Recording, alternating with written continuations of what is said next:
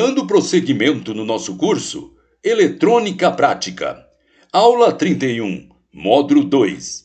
O assunto, corrente contínua. Vamos lá? Quando falamos sobre a lei de Ohms, os resistores e os capacitores, sempre foi mencionada a corrente elétrica. E trata-se de uma corrente contínua, representado pela letra CC.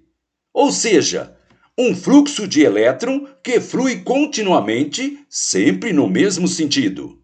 Preste atenção, aluno. Corrente contínua. Um fluxo de elétron que flui continuamente, sempre no mesmo sentido.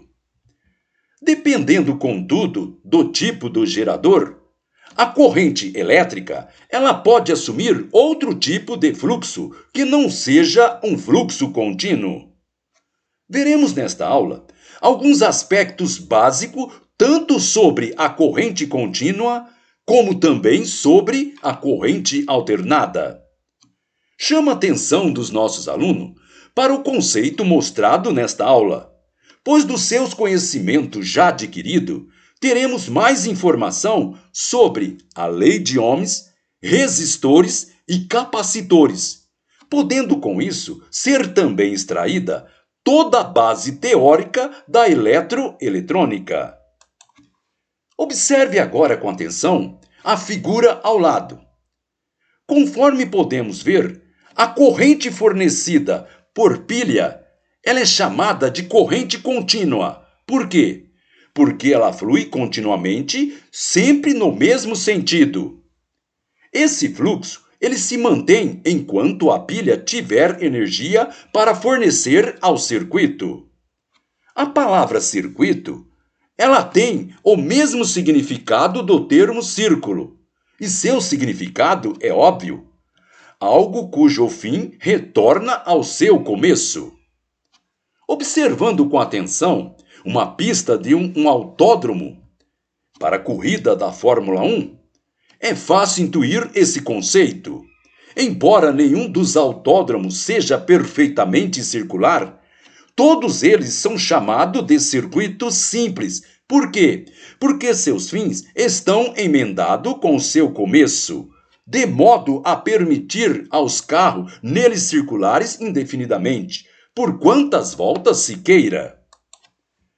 Diagrama esquemático. O diagrama esquemático é a forma mais elementar de um circuito elétrico. Observe com atenção o diagrama esquemático ao lado. Nele nós temos uma pilha de 1,5 volts com seus terminais ligados em série a um único resistor. Nesse caso, podemos então concluir que um circuito é onde a corrente elétrica circule. Se qualquer dos polos da pilha estivesse desligado do resistor, provavelmente não haveria um circuito elétrico. Diagrama chapeado. Diagrama chapeado é a forma real como os componentes se apresentam. Observe no diagrama chapeado que o movimento da corrente elétrica está sendo indicado pela seta. Sabemos que uma pilha é capaz de fornecer uma corrente. Por quê? Porque existe uma diferença de potencial elétrico entre os seus dois terminais. Essa diferença de potencial elétrico é devido à grande quantidade de elétron nos polos negativos da bateria. Enquanto persistir essa diferença de potencial, tanto nos polos positivo como nos polos negativo, haverá então a circulação da corrente elétrica no circuito. Nesse circuito, faz necessário ter em série um resistor, limitando assim a corrente elétrica. Resumindo, a corrente elétrica nada mais é do que um movimento de elétron num circuito. Preste atenção, aluno. A corrente elétrica nada mais é do que um movimento de elétron num circuito. Pelo que já aprendemos em lição anterior, podemos agora calcular facilmente a corrente no circuito. Vamos então aos cálculos. I igual V sobre R. O que quer dizer isso aí? Para eu achar a corrente, tendo o valor da tensão e o valor do resistor, eu simplesmente divido a tensão pelo valor do resistor. Nesse caso, nós temos I igual 1,5 volts, que é o valor da tensão, dividido por 1.500 ohms, que é o valor do resistor. 1,5 volts dividido por 1.500, nós temos como resultado 0,001 ampere. Observe que nós temos 3 casas depois da vírgula, nesse caso, 1 miliampere. Chama atenção aos nossos alunos em relação ao sentido convencional da corrente elétrica, que é do positivo para o negativo. Preste atenção, aluno. Em relação ao sentido convencional da corrente, do positivo para o negativo. Mas temos também o sentido real, que é do negativo para o positivo.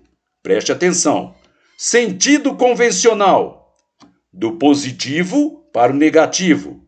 Sentido real, do negativo para o positivo.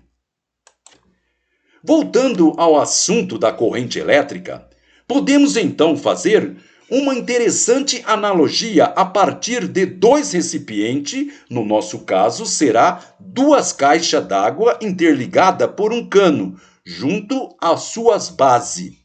Observe. Lembrando que uma pilha, por exemplo, ela fornece um fluxo constante de elétron até que se estabeleça o equilíbrio entre os seus polos, ou seja, até que não haja mais elétron no polo negativo em relação ao positivo, quando então dizemos que a pilha ela está descarregada. Observe com atenção a figura ao lado. Vamos agora colocar bastante água na caixa da esquerda. Observe a figura A. Observe que na figura A, o nível da caixa da esquerda está alto, enquanto que o nível da caixa à direita está baixo.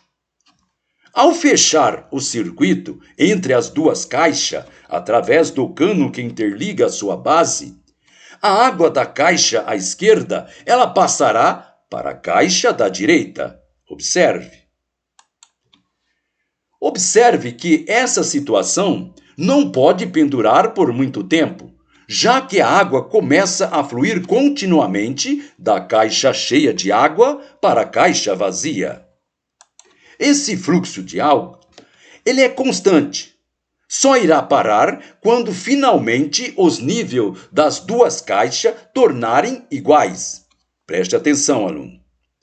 Esse fluxo de água, ele é constante.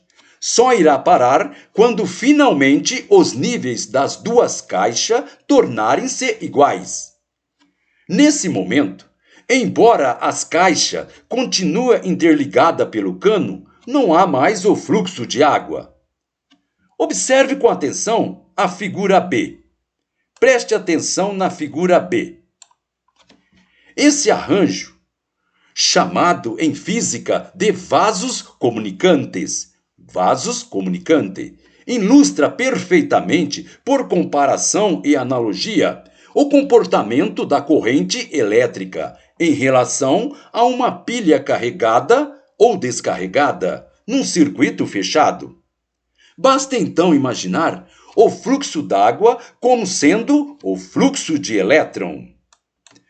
Muito bem, pessoal! Com isso terminamos esta nossa aula. Então, gente boa, até a próxima!